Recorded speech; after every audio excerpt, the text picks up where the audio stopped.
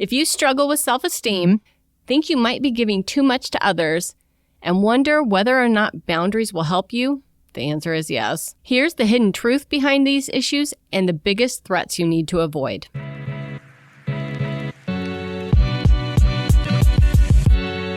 First, let's talk about self-worth. Self-worth is not other worth. It has the word self in it. It's about you. You build self-worth by valuing yourself. Self-worth is built on a foundation of healthy boundaries because it's built on the idea of honoring and caring for yourself. Having boundaries means you clearly define what will be sustainable for you so that your resources don't get depleted. Self-worth is built by investing in self and broadening self and becoming a whole self. The opposite, becoming selfless, becoming worthless, and low self-esteem, low confidence, that means you've lost a sense of self. And the more you lose yourself, the more susceptible you are to allowing someone else to take up that empty space left behind. So first, let's look at codependency, a chronic and devastating loss of self. When you're not able to answer clearly who you are, what you want, what you desire for yourself, but you're very capable of answering for someone else, it leaves you vulnerable to allowing someone else to answer those things for you. This exposes you to having someone else determine your identity, your desire, your needs, what you're capable of, and it causes an incredibly painful, dysfunctional dynamic and makes healthy relationships impossible. This loss of selfhood leads to a bunch of compulsive actions and behaviors and a painful dependence on the approval of others. When you lose that core sense of selfhood, you begin to search elsewhere for meaning, approval, and identity. Instead of seeing yourself as a whole, separate, contained self, you begin to look towards external cues to try to define yourself. While there's no specific diagnosis for codependency, there are a few warning signs that you might want to look for. Trouble articulating and sharing your feelings and beliefs, an insatiable need to be liked or appreciated, an exaggerated sense of responsibility, feeling guilty for asserting yourself, trouble with intimacy and boundaries, chronically prioritizing others over yourself, a deep-seated lack of self-worth. All of these symptoms point to one underlying problem, that you've lost your sense of self and someone else is taking up that space. Now, we can't talk about codependency without mentioning who this type of behavior attracts. Emotional vampires. Emotional vampires are not exclusively bad people, and they don't always have malevolent intentions. Of course, they can be abusive and vindictive and terrible to deal with. Some might even be straight up psychopaths or sociopaths or have some kind of personality disorder. However, a large percentage of them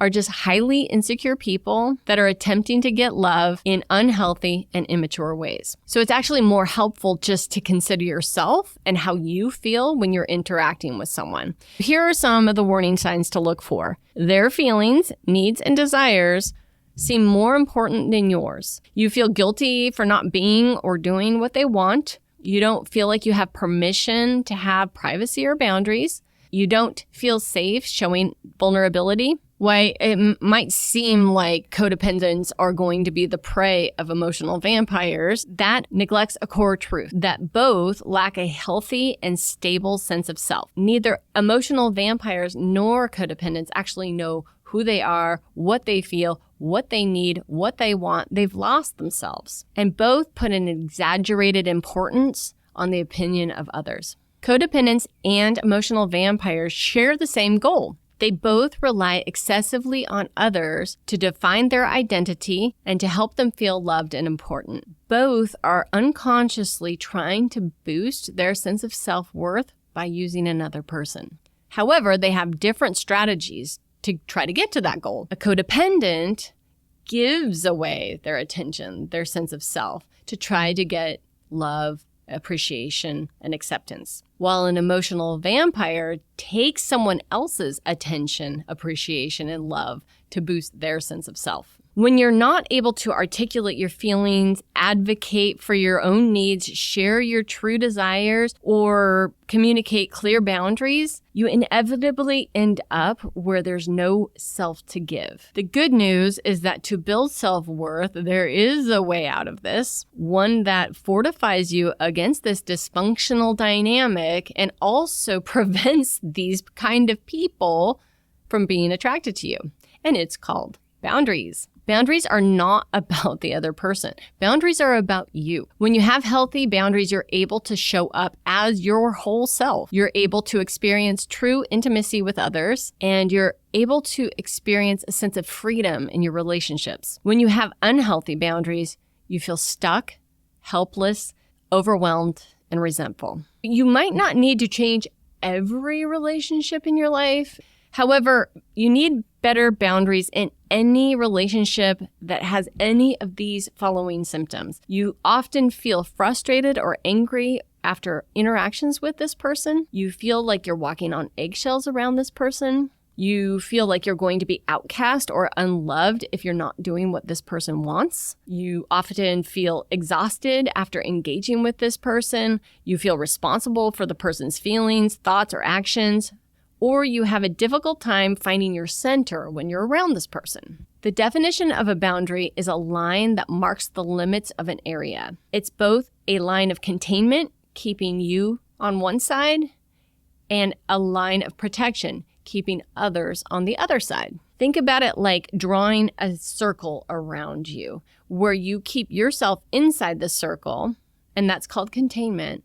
And you keep others out of your circle, and that's protection. Inside the circle is your mental, emotional, physical, and spiritual space. That's where others are not supposed to come in. This is the space where you live. It's the space that you occupy. It includes all the aspects of self that you love, that you cherish, that you're trying to build. This circle is where self-worth is built, and no one else actually belongs in that circle. Boundaries are rules, clear communication about what works for you. When you're clear with your boundaries, no one is guessing about where that circle around you is. If you think you might be dealing with codependency or emotional vampires and you want to build your self-worth and you know you need better boundaries, here's what you do. 1, get clear on your role. Self-worth is not other worth. Self-worth is about self. You build self-worth by reinforcing your own value. 2, reclaim your whole self. The more you lose yourself, the more susceptible you are to having someone else take up that empty space. 3, anger wants to protect. So notice where you're irritated or frustrated or you have that little agitation of anger. That's the clue that a boundary needs to be set. 4, get clear on what boundary needs to be set. What needs to be protected, what needs to be kept in about you, and what needs to be kept out about others. And 5, take action to honor your boundary. Boundaries are about you. They're about behavior that you have to implement. So you take an action that honors, this is the line around me, I'm even stepping back from this line, or you're in my circle, I'm going to step back. So you take action to contain anything within your line and to protect anything from coming into your circle. Boundaries are a big topic, and I have several videos planned, but I'd love to hear from you. Do you have a specific boundary question? Please let me know in the comments, and I'd love to make a video to answer you.